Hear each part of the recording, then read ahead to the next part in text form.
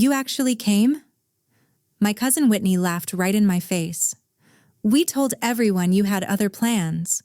There's no seat for you. I stood frozen in that doorway. Thanksgiving wind cutting through my thin coat. My mother's pecan pie warm in my hands. The pie I'd spent all morning baking. I looked past Whitney at the dining table. Every single chair was filled. Place cards with fancy gold calligraphy sat at each setting. My name wasn't on any of them. I stood there holding that pie, realizing I'd been erased from my own family. My name is Valerie. I'm 34 years old. That Thanksgiving wasn't the first time my family made me feel invisible, but it was the last time I let it break me. Let me tell you how I got here. I work as a night shift ER nurse at a mid-sized hospital in Ohio. 12-hour shifts, blood and chaos, life and death. I've held strangers' hands while they took their final breath. I've told parents their child didn't make it. I've stitched wounds at 3 a.m. while running on cold coffee and pure determination. It's not glamorous work, but it's honest. My parents died when I was 19. Car accident. One icy road. One drunk driver. One phone call that shattered everything I knew. After the funeral, my Aunt Diane took me in. She was my mother's older sister. I thought she was being kind. I was so wrong. From day one, I was the charity case, the burden, the extra mouth to feed that nobody wanted. My cousins, Whitney, Derek, and Megan, they got college funds, spring break trips to Cancun, brand new cars for their 16th birthdays, designer clothes every season. Me? I got hand-me-downs and cold leftovers. I got reminded constantly how lucky I was that anyone took me in at all. I worked 3 jobs to put myself through nursing school, waitressing at a diner, folding clothes at a retail store, night cleaning at an office building. I barely slept for 4 years straight, but I made it. I wasn't fancy or polished.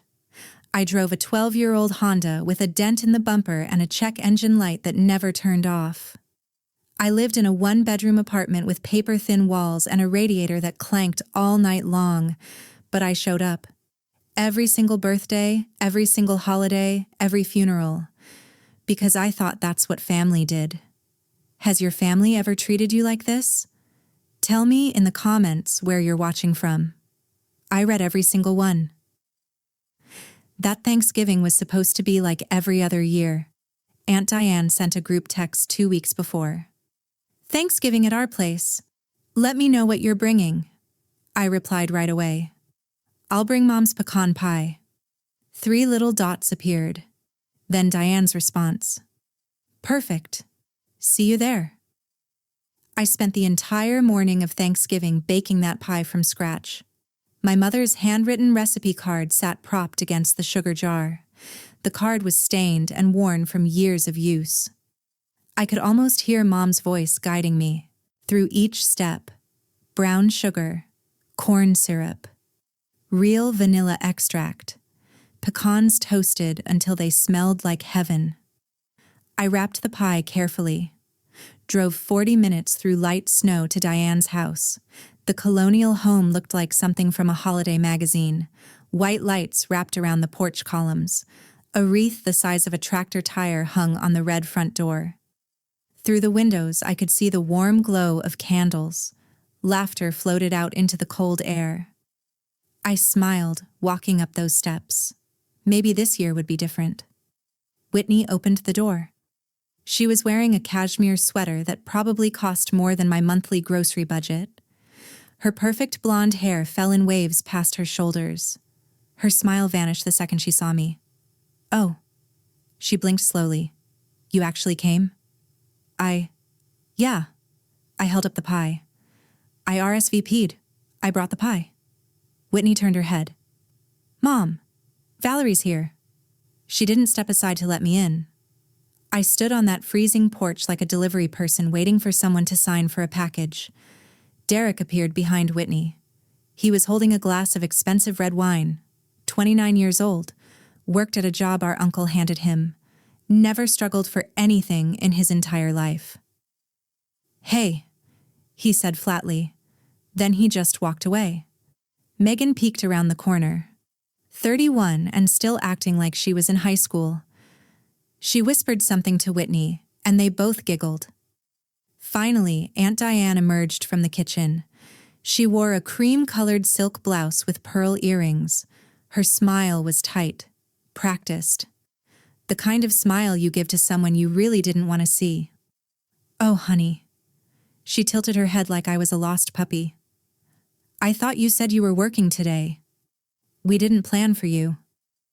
My stomach dropped. "I texted you," I said.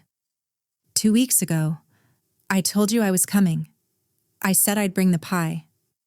"Did you?" She frowned, pressed a finger to her lips like she was trying very hard to remember. "I must have missed that. We're completely full." Uncle Ron appeared behind her, beer in hand. He was a big man with a loud laugh and absolutely zero awareness of how his words landed on people. "Well," he clapped his meaty hands together. "Someone can eat on the porch. There's a folding chair in the garage." Laughter erupted from the dining room. My face burned hot. "I can squeeze in anywhere," I said quietly. "I don't need much space." Megan rolled her eyes dramatically. "This is a sit-down dinner, Valerie, not a soup kitchen." More laughter. I looked past them at the beautifully set table, white tablecloth, crystal glasses, candles flickering. That's when I saw her. A woman I didn't recognize.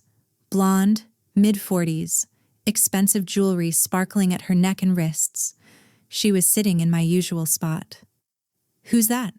I asked. "Patricia," Diane said breezily. "A friend from my book club. She didn't have anywhere to go for the holiday. Poor thing." A stranger, a complete stranger, was given my seat at the family table. The pie suddenly felt impossibly heavy in my hands. The tinfoil crinkled loudly as my fingers tightened around the edges. I walked slowly to the hall table, set the pie down carefully, gently, like I was laying something precious to rest. "Happy Thanksgiving," I said. My voice didn't shake. I made sure of that. Then I turned and walked back out into the cold. Behind me, I heard Whitney say clearly, "Finally." She always makes things so awkward. The door closed, and something deep inside me closed with it. What came next was somehow worse. 3 days after Thanksgiving, I was at work, running on 4 hours of sleep between shifts. A coworker named Janet caught my arm during a rare break. "Hey," she said carefully, "I saw your cousin's Instagram post, the Thanksgiving one." "I wasn't there," I said. "I know." Janet hesitated, looked uncomfortable. "There's something in one of the pictures, in the background. I thought you should see it." She held out her phone. The photo showed Whitney, Megan, and Derek, all smiling wide, champagne glasses raised high. The caption read, "Grateful for the best family ever." And there in the background, barely visible but completely unmistakable, was my pecan pie, sitting in the trash can, not on a counter waiting to be served, not in the fridge for later, not even half-eaten on a plate, just thrown away, like garbage. I couldn't breathe. Later that night, I texted Derek, "Hey, did I do something wrong? I noticed I'm not in the family group chat anymore." His response came 6 hours later. "It's not personal. We just wanted to keep it to immediate family." Immediate family, like I was some distant relative they'd met once at a wedding, like I hadn't lived under their roof for years, like I hadn't buried my parents and lost everything and still showed up to every single event hoping they'd finally see me. That night, I cried in my cold apartment until my eyes swelled shut. But somewhere deep inside, I still had hope. Stupid, stubborn hope. Maybe things would be different at Grandma Ruth's birthday. 3 weeks later, Grandma Ruth turned 80. Aunt Diane organized a fancy dinner at an upscale restaurant downtown. White tablecloths, heavy cloth napkins, waiters in black vests, the works. I spent weeks making Grandma's gift by hand, a soft knitted blanket, pale blue yarn, her favorite color. I stayed up late after my shifts until my fingers ached, determined to make something meaningful, something from the heart. When I arrived at the restaurant, the family was already seated at a long table near the windows. I clutched the wrapped blanket to my chest and walked over. "Happy birthday, Grandma." I leaned down and kissed her soft cheek. Ruth smiled up at me. She was frailer now than I remembered. Smaller somehow, but her eyes were still sharp, still watching everything. "Thank you, sweetheart," she said softly. I handed her the blanket. Before she could even start to open it, Aunt Diane stood up dramatically. She clinked her wine glass with a spoon. "Everyone, a toast." She beamed at the table like a queen addressing her court. "The kids all chipped in for something very special this year. Mom, we're sending you on a luxury cruise." Gasps around the table. Applause. Whitney actually wiped away a tear.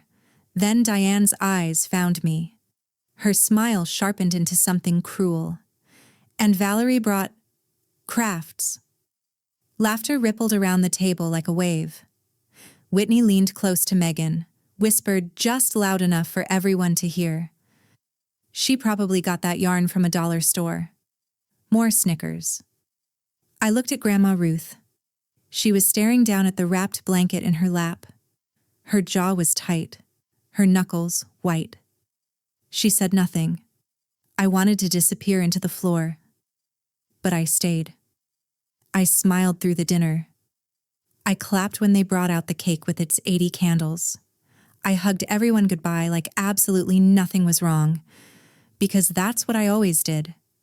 And because I didn't understand yet that silence isn't always weakness. Sometimes silence is observation. Sometimes silence is a plan being formed. In January, my phone rang at 6 a.m. "Aunt Diane." This was unusual. Diane never called unless she needed something from me. "Honey," she said. Her voice was sweeter than maple syrup. That should have been my first warning. "I need a little favor." I should have hung up right then. "Grandma Ruth needs someone to check on her every day. Her health is declining pretty fast, and we're all just so terribly busy. You're the nurse in the family, after all." The request hit me like a punch. Daily visits, medication management, cooking her meals, cleaning her house, all while still working my brutal 12-hour overnight shifts. "I don't know if I can manage." "After everything we did for you when your parents died?" Diane's sweet voice turned to ice instantly. "This is how you repay us?" Silence stretched between us. "Fine," I whispered. "I'll do it." And I did. Every single day for months. I drove to Grandma Ruth's little house before my shifts, checked her blood pressure, her oxygen levels, her heart rate, organized her pills into daily containers, made her breakfast, scrambled eggs, toast with butter, weak tea with honey, sat with her while she ate. I did all this while exhausted to my bones, while barely surviving. While my cousins posted vacation photos from beach resorts in Florida and ski cabins in Colorado. But then, something unexpected happened. Grandma Ruth started talking to me. Really talking. "You remind me of your mother," Ruth said one gray February afternoon. We were sitting in her living room. Faded floral wallpaper, old photographs covering every surface. She was wrapped in the blue blanket I'd made her. She wore it every single day now, despite what Diane had said about it. "Catherine was the only honest one in this family," Ruth continued. Her voice was thin but steady. "Everyone else learned to pretend, to perform, to smile while plotting. Not your mother. And not you. Catherine, my mother's name." Hearing Ruth say it out loud made my chest ache. I've been thinking a lot lately, Ruth said slowly, her eyes focused on something far away. About what's fair, about what people truly deserve. I didn't fully understand what she meant, but I started noticing things. A woman named Doris began visiting Ruth regularly. Professional looking, quiet. Always carried a leather briefcase. I'd see her silver car in the driveway, and by the time I came inside, any papers on the table were quickly shuffled away. One cold evening in early March, Ruth grabbed my hand suddenly. Her grip was weak and bony, but her eyes burned fierce. "You've never once asked me for anything," she said. "Not money, not favors, not a single thing. That's why you deserve everything." "Grandma, I don't understand." "Shh." She squeezed my fingers. "Just remember what I told you." I sat there confused, worried about her mental state. What I didn't know then was that Grandma Ruth had been watching all of us very carefully, and she'd been keeping score. Doris, it turned out, was Ruth's estate lawyer. I met her properly one afternoon when our visits accidentally overlapped. She was a kind woman in her 60s with silver gray hair and warm eyes that crinkled when she smiled. "Your grandmother talks about you constantly," Doris said. "She does. She's much sharper than anyone in your family gives her credit for." Doris's smile held something knowing.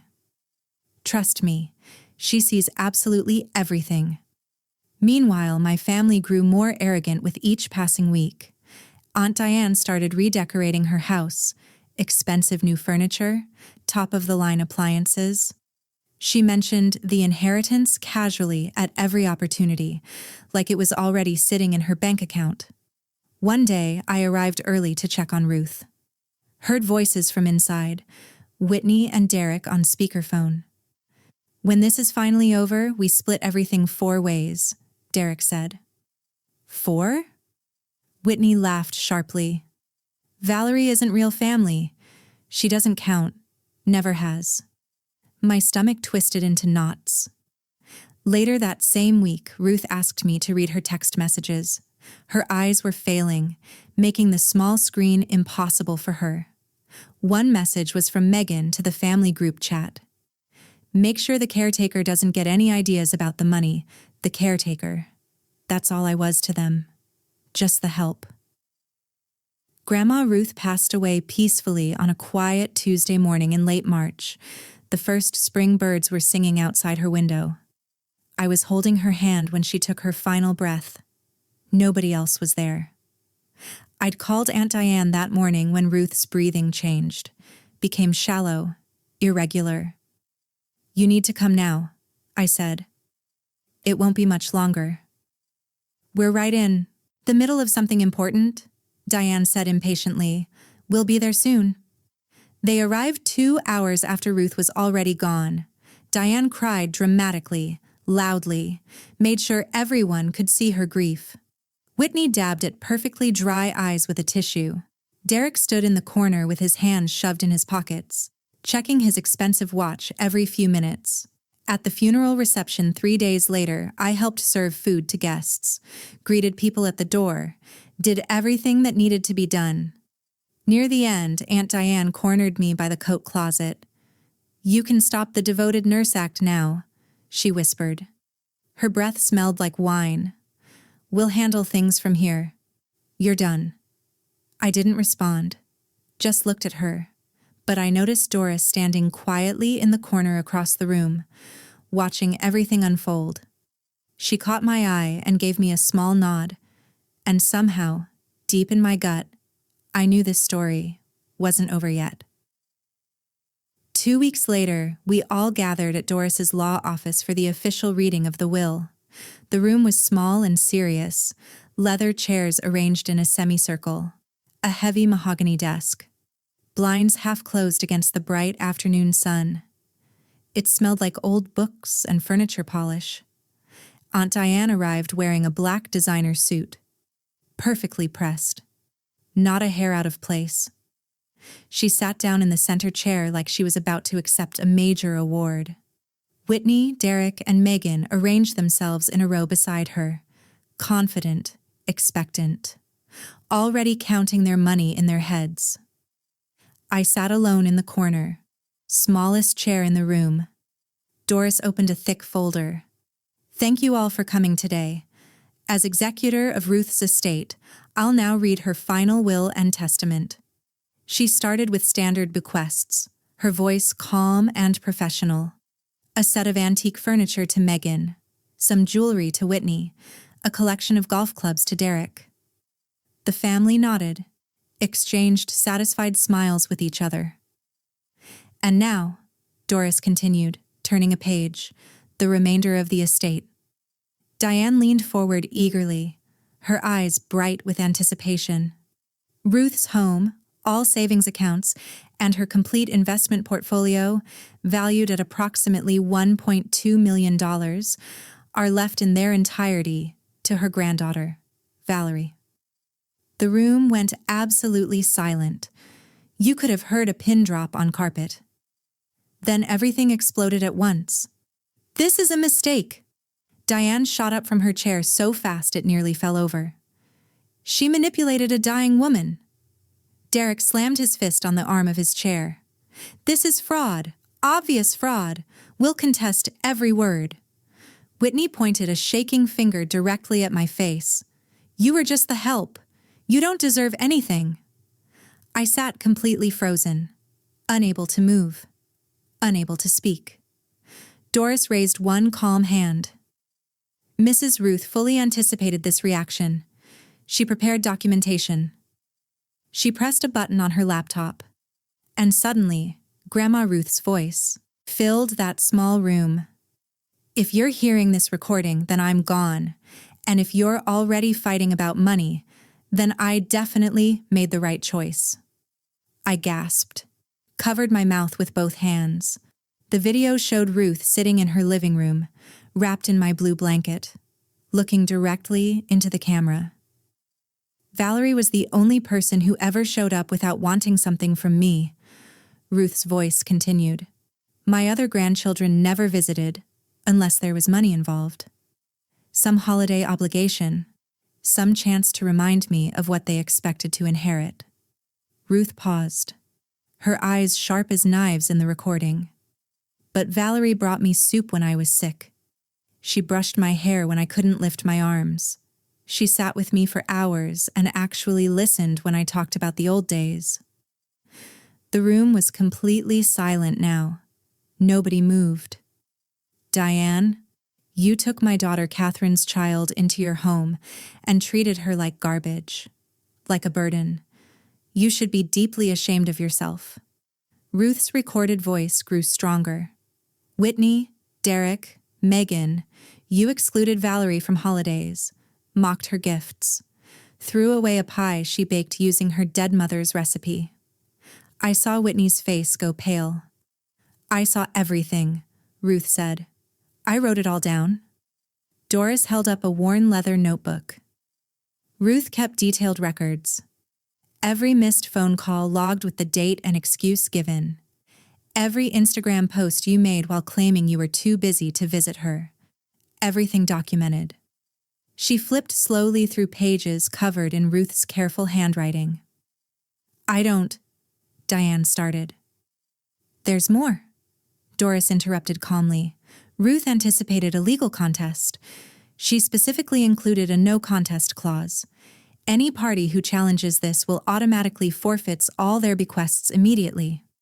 Meaning if they fought it, they'd lose everything. Not the furniture, not the jewelry, not even the golf clubs. Nothing. The fight visibly drained from their faces. Diane sank back into her chair. Whitney's mouth hung open. Derek stared at the floor. I finally found my voice. It came out quiet, but absolutely steady. "I never asked for any of this. I just loved her." I stood up slowly, looked at each of them in turn. Diane, Whitney, Derek, Megan. "You erased me from Thanksgiving," I said. "Threw away my mother's pie like it was garbage. Called me the help." I let those words hang in the air. Grandma Ruth made sure I'd never be erased again. Then I walked out of that room, and I didn't look back. The weeks that followed felt strange, like waking up from a very long nightmare. I paid off my student loans completely. $90,000. Gone in a single bank transfer. That weight I'd carried for over a decade just lifted off my shoulders. I took a 3-month sabbatical from the hospital. Time to breathe, time to heal, time to figure out who I was when I wasn't running on empty. I donated $50,000 to the hospital's nursing scholarship fund, named it the Ruth Catherine Grant. After both women who truly loved me, my family tried desperately to reach me. Diane sent text after text. "Honey, let's talk about this. Family should stick together through difficult times." Whitney called repeatedly. I let every single call go to voicemail. Derek showed up at my apartment one evening in April. I opened the door but kept the chain on. Just a crack. "Grandma would have wanted us to be family," he said, "to work this out." I looked at him through that narrow gap. Really looked. "Grandma wanted family," I replied calmly. "You wanted an inheritance. There's a big difference." I closed the door softly. A month later, I moved into Grandma Ruth's house. Her house. My house now. While cleaning out her old wooden desk, I found a bundle of letters she'd written but never sent. Letters to family members full of disappointment. Letters about betrayal and broken promises. And one letter addressed to me. I opened it with shaking hands. "Dearest Valerie," it read in her careful script. "I wish I had been braver when you were young. I wish I had stood up for you more when they treated you so poorly. That's my greatest regret." I had to stop and breathe, wipe my eyes. "But I want you to know something important. You were always my favorite, not because of anything you could give me, but because of who you are. Kind, honest, loyal, brave without even knowing it." Tears streamed down my face. "Your mother would be so incredibly proud of the woman you've become, and so am I. All my love. Forever. Grandma Ruth." I sat on her bed, my bed now, wrapped in that blue blanket, and I cried. But for the first time in so many years, they weren't tears of pain. They were tears of healing. For most of my life, I believed their silence meant I was worthless. I thought if I just tried harder, showed up more often, gave more of myself until there was nothing left, they'd finally see me, finally accept me, finally love me. But Grandma Ruth saw me clearly when no one else did. She saw me when I was exhausted and struggling, when I was invisible to everyone else, when I had nothing to offer but my time and my heart. And in the end, that was more than enough. I never expected that the loneliest, hardest years of my life would lead me to the one person who truly loved me. If you've ever been the overlooked one in your family, I want to hear your story. Where are you watching from right now? Drop your location in the comments. I read every single one of them. And remember this: the people who ignore you don't get to define your worth.